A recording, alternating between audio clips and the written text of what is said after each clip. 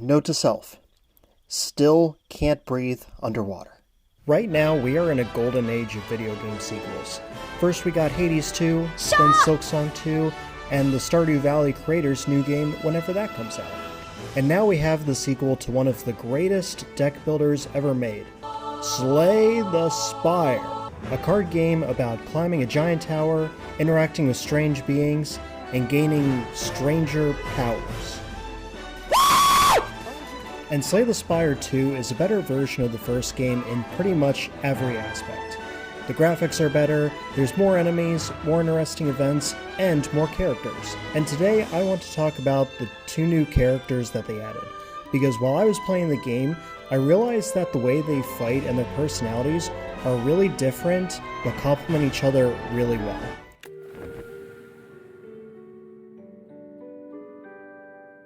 I haven't heard anyone else talking about this, so I feel like this is something I uniquely noticed, but knowing me, it's probably something everyone else has picked up on, and I'm about to win the award for being the biggest Captain Obvious of the year. Something that happens with games where you're choosing a character, or weapon, or really anything, is that everyone's going to have personal favorites. That's why Pokemon is so popular, because you have 1,000 options to choose from. Unless you're like me and you like all of them, then you'll go bankrupt when you visit the Nintendo store. So it's because of that games with unique, interesting characters are just more fun. And considering they added more information and actual dialogue this time, it's something the developers are definitely thinking about. The 2 characters they added are the Regent, a self-centered alien who thinks he's king of the universe, and the Necrobinder, a spooky skeleton who's out for revenge against someone in the Spire.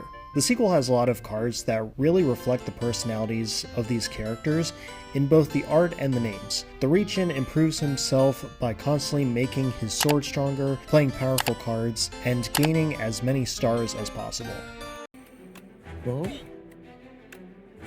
25 damage 9 times. Let's go! Let's go!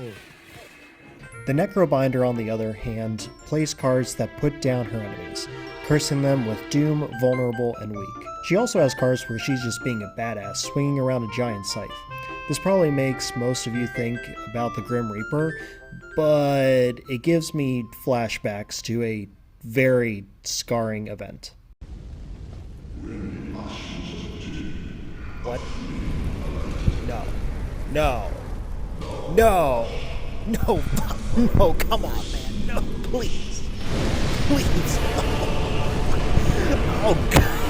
No. No more.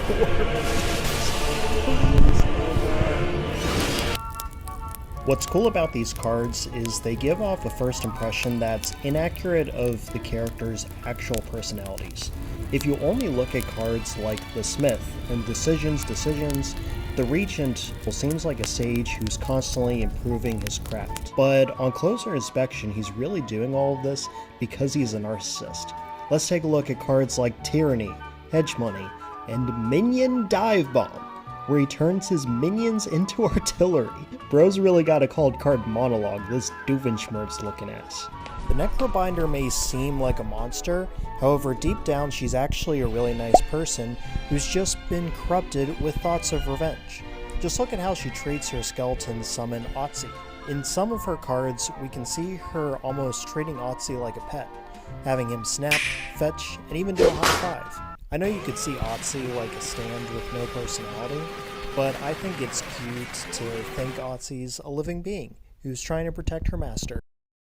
At the top of the Spire is the game's 3rd new character, and what I assume will be the final boss when the game is finished.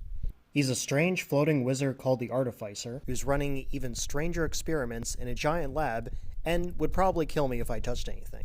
When beating Slay the Spire 1, we get to see this comic where your character destroys the heart. There's no dialogue, no character development, you just win. But in the sequel, there's progression in the story when the characters meet the Artificer.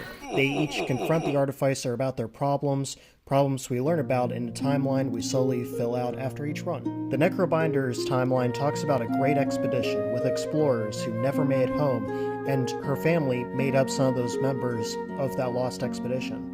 When she gets to the top of the tower, she's enraged when she finds the Artificer, the person responsible for her family's deaths. And the Regent is angry because he went up into the tower to become a hero, but is easily killed by a man that he believes to be a commoner. The two of them continue to challenge this mysterious man and are defeated time and time again, but they get back up and climb the spire again and again, one motivated by rage and the other by his own narcissism. I'm excited to see their stories conclude in the 4th act, and if the Artificer has something in store for them. Imagine if we have to fight the heart that he's experimenting on, or if he has unique plans for each character. Maybe there's going to be a custom mini-boss for each character, perhaps? But guess who has to wait to see where all of this goes? Me! I have to wait for the devs to finish the game. But you're probably watching this video months from now, and probably get to play the finished product. You know what? No. I'm not waiting to see what happens to these two. I'm just going to play a claw build on the robot again. See you later.